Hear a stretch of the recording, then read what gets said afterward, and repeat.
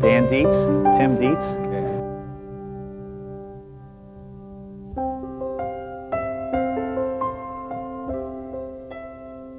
My first impression of him was just his overwhelming command of the classroom. It was really incredible, just the respect that he gained from the students, even on the first day. He made us feel responsible about our own education. He is truly a master teacher. If you want to have an impact, if there's some compelling driving force in your life that says, I need to make a difference, what better place? Every child that you come in contact with has infinite potential. Just the right encouragement, the pat on the shoulder, the nice job, or the little note on the top of the paper, hey, great job, or the note on the top of the paper, gee, I was surprised what happened. It's just like molecules. Sometimes I get a lot of good job. Okay? He nurtures students. He cares about students. Education and teaching is a passion for him, not a job. We're all striving for the same thing, and that is for the student to be the best they can possibly be. Huh? I'm getting there. Good. Strong. All right, good. See you later. I'll see you later. Michael has a variety of roles and hats he wears. Good morning. Good morning. I don't think that we could present all of our different curriculums in 3-minute packages and have parents walk away with a quality sense of, or an understanding of what we're trying to do here. We do have a very strong friendship and relationship. However, that won't stop Michael from saying, Mark, we're dear friends, but I need to advocate for my kids. $25,000. And the person who receives this award, the outstanding educator in this school, who is the recipient, is Michael Hoy. Not many people are willing at the age of 40 years old to turn around and say, I think I want to get to know teenagers again. Newton did his best work when he was a college student or shortly after college. In other words, he wasn't a whole lot older than you. He had the inspiration and he had the guts to follow his dream, and he came up with the basic laws of motion that we know today and we apply in everyday living. Einstein's greatest work was done when he was a very young man. He came up with the theory of relativity and general relativity before he was 30 years old. Oftentimes people get reputations and then they want to sit back on them, or they're afraid to put them on the line. That's why I love being around young people. They're so willing to take a chance. Bond type would isolate on which part of this structure? These thingies. That's exactly right.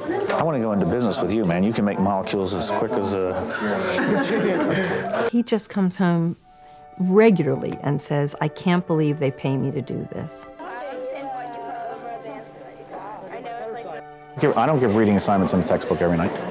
Compassion, personal integrity, intensity, those are the characteristics of a quality educator in my mind. For your test, what kind of questions do you like to ask the kids? I'm just trying to find that happy medium that I can work with. The test is a learning experience in my mind. Right. So I always allow like 10% of the test to be new growth for students. Right, right. Put a problem that they haven't really seen before on there, kind of. And stretches them. Every time I've gone to him for advice or some sort of counsel, I don't feel as if I've been led to his conclusion. I feel as if I've been guided to find my own.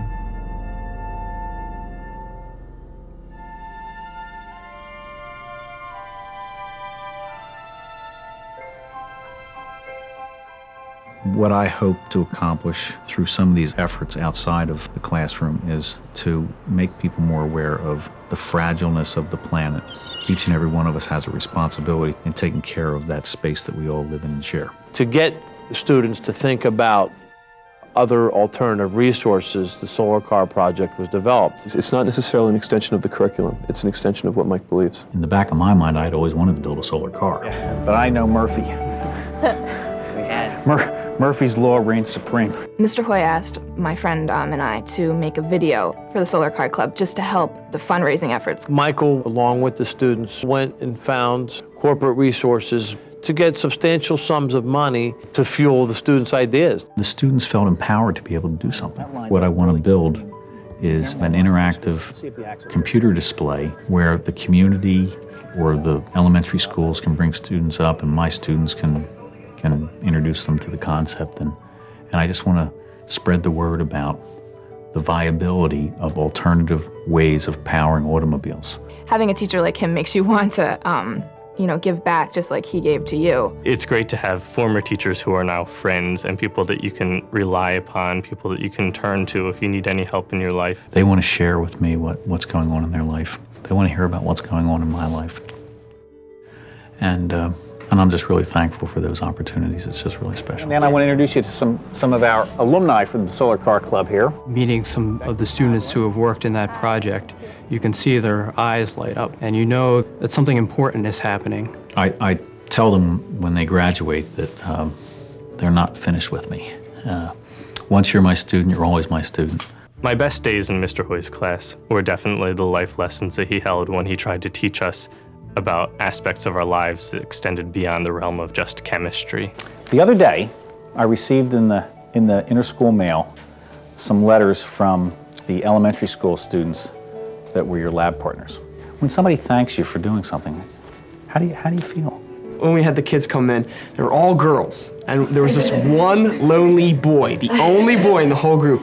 And I looked at all my partners, and I'm like, that's our guy. We're gonna get that kid. That's the kid we're gonna get because he's the only guy. The lone boy in that class, Hayes, is the grandson of the gentleman that taught me physics in high school.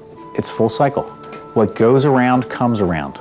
The smile on his face just brightens up your day. It really does, and that just opened my eyes to education. I really never thought I'd want to educate or be a teacher. I always wanted to be, a veterinarian or a doctor, but education could definitely be a step in my life because it just brightens up your day to come into school and teach someone something that they didn't already know and actually see the impact that it has on them. The life lesson classes grew out of a necessity.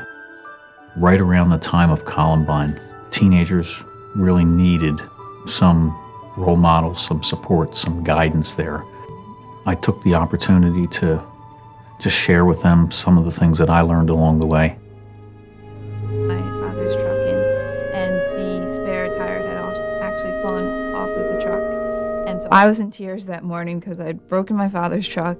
In those instances, I open up to kids and I share something, an experience that happened to me that's relevant to this situation so that they can see a way around it. He said, Sarah, your father might be a little irritated at first, but in the end, he's going to realize that the fact that you're alive and okay is more important. My daughter, Karen, was about 16 years old. I had the crazy idea to dye my hair green and pierce my nose. I went into orbit. I lifted off. I was really actually more nervous about letting down my parents and being afraid that they weren't going to love me because I looked different. I felt like I had lost my daughter. And finally I was like, all right, I'm going to have to just leave it in and take the chance.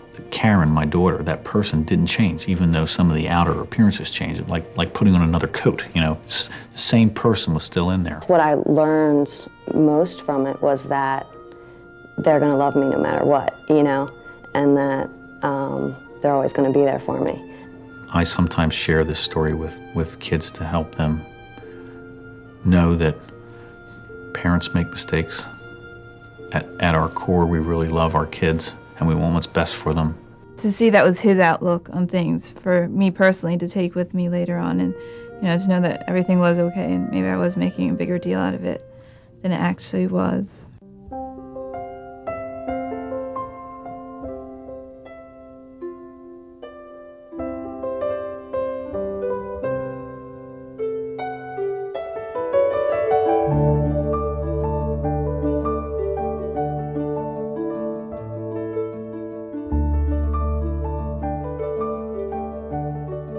There were times I struggled, and there was times where, thank goodness, Michael was on the other end of the rope. He had the words of encouragement to help me up the mountain. And that's Mike Hoy. That's what Mike Hoy does with everyone he comes in touch with, I think, especially our kids. He helps them scale mountains in many different ways. When Lowell Milken announced my name as the winner of the Educator Award for 2001, I was overwhelmed. It's important to attract quality teachers just like Mike Hoy into the profession for a very simple reason. Our children deserve no less. We need to celebrate teachers. We need to value teachers. Michael Hoy is one of hundreds of thousands of people that are making a difference in classroom. And I think we are blessed because we have a model in our district that exemplifies the best of teaching you could find. This is my 4th career. I was a late bloomer to education, but it is my true career. I have found exactly where I want to be. One of the first things that passed through my mind was all of the people that touched my life and the people that I've been fortunate to impact through my teaching. I just wanted every one of them to know about this so that they could all feel good about and feel their part in it. I think it's critical to attract the best and the brightest people into the teaching profession. That is where the future lies. They need to be nurtured. As a society, we need to invest our best resources to make sure that each one of those individuals has the best possible chance and the best possible life.